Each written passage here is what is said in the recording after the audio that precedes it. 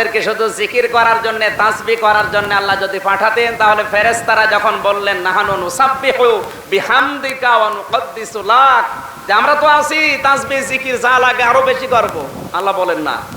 এটা যে কি জন্য বানাবো এখনো তোমরা জানো না, কি জন্য বানাবে এটা কে জানে? সেটা কিন্তু পরে জানিয়ে দিলেন যে তার দায়িত্ব কি। তারা সর্বাত্মকভাবে জমিনে যে আল্লাহর দিন কায়েমের জন্য চেষ্টা চালাবে, এইটার জন্য আমি খলিফা দুনিয়ায় পাঠালাম। আর এই বিপদ আপদ যে আসবে আমি আল্লাহ জানি, এই জন্য জালা সরাসরি এর কর্তাকে বলেন। সারা পৃথিবীর 180 কোটি মুসলমানকে আপনাদের অন্তত সান্ত্বনার বাণী শোনাচ্ছি সূরা হজের 78 নম্বর আয়াত দিয়ে। কোনো ভয় নেই, কোনো চিন্তা নেই। দিন যত কঠিন হবে ইসলামের সূর্য তত তাড়াতাড়ি আসবে। আমরা মায়েদের সন্তান হওয়ার সময় দেখেছি, মায়ের সন্তান পৃথিবীতে আসার আগেই পানি দেখা যায় জরায়ুতে, কি এরপরে রক্ত, এরপরে সন্তানের মাথা। কথা বুঝতেছে? সারা পৃথিবীতে আমরা বেশ পানির মতোই চলছিলাম। হঠাৎ এই মায়ানমার দিয়ে, কাশ্মীর দিয়ে, আর এখন এই দিল্লির অবস্থা দিয়ে, বাংলাদেশের কথা নয় বাঁধি দিলাম, এ যা চলছে, পানি এখন নেই, এখন সারা পৃথিবীতে ব্লাড চলছে। কথা বলেন না কেন? 180 কোটি মুসলমানের অন্তরে ব্লাড অলরেডি ঝরা আরম্ভ হয়ে গেছে যখন দিল্লির মসজিদে আগুন চলছে। সুতরাং আমাদের বিশ্বাস হয়ে গেছে মায়ের সন্তান আসার আগে পানি দেখা যায়, এরপরে ব্লাড, এরপরে সন্তান।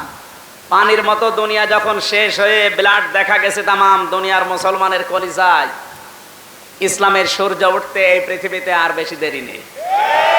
আমরা বিশ্বাস করি সিস্টেম আল্লাহ কোনদিন আল্লাহর সুন্নাতকে আল্লাহ ওভারটেক করে না।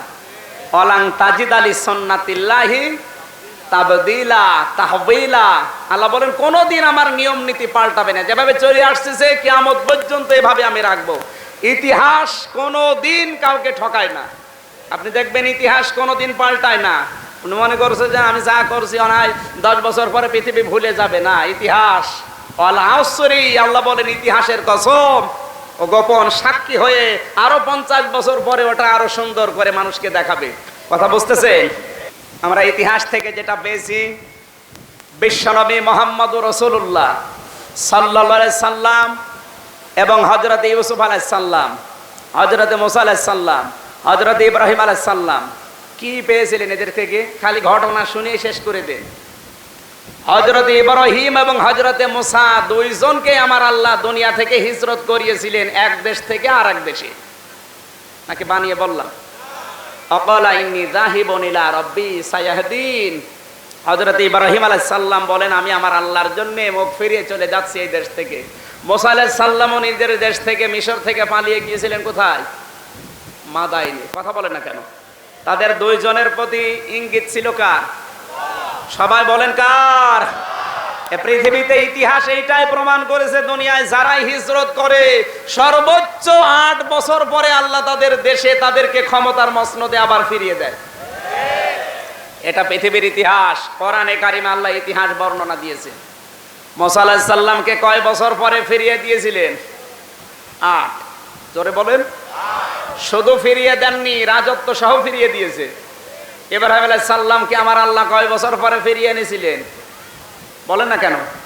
শুধু ফিরিয়ে দেননি, তাকে রাজত্ব সহ ফিরিয়ে দিয়েছে।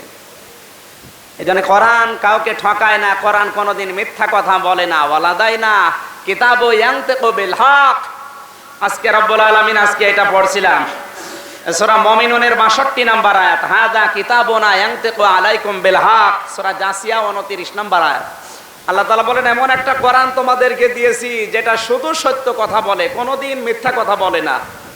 মুসা আলাইহিস সালামের সাথে যে ওয়াদা আল্লাহ দিয়েছিলেন, হিজরত করো তোমাকে আমি ফিরিয়ে দেব, আল্লাহ ওয়াদা রেখেছেন না রাখেন নাই?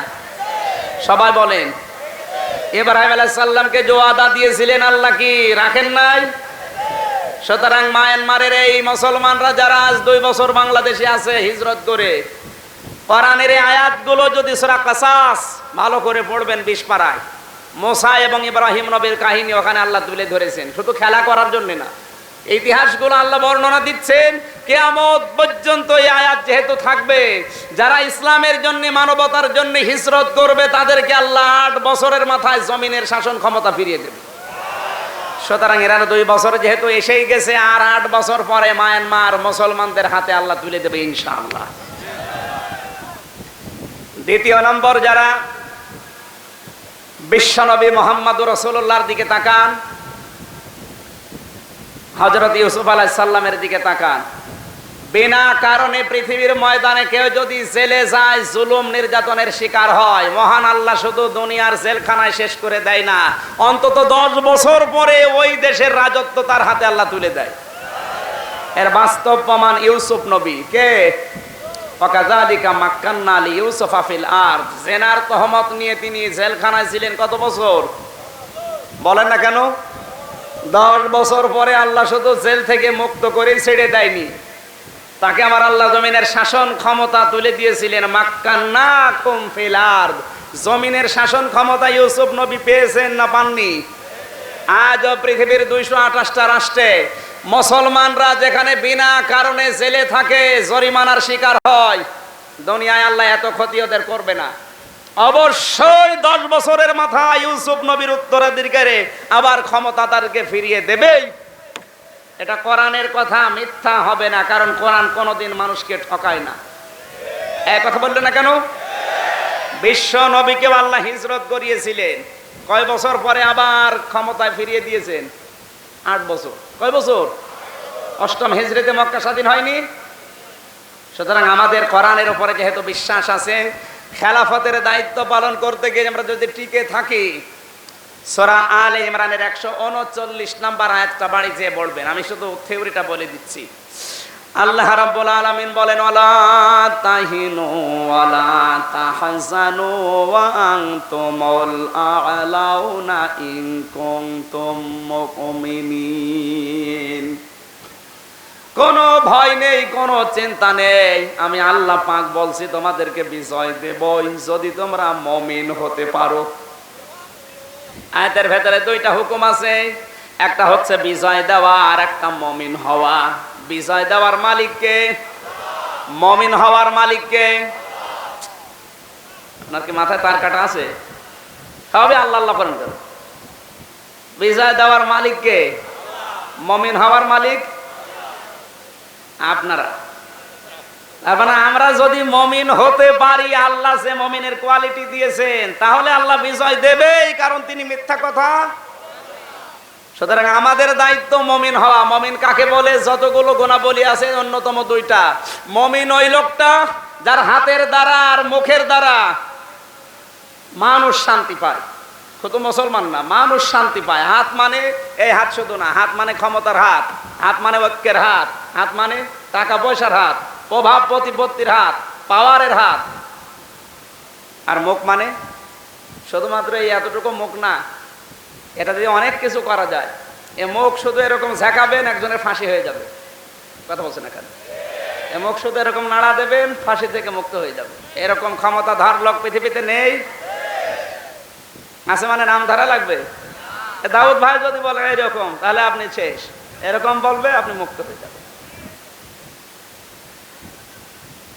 সুতরাং আমাদের হাতের দ্বারা আর মুখের দ্বারা যেন কোনো মানুষ কষ্ট না পায়, তাহলে আপনি মুমিন। আর এরকম মুমিন যদি 313 জন বাংলাদেশে তৈরি হয়, অবশ্যই আল্লাহ বদরের মতো বিজয় আমাদের দিয়ে দেবে।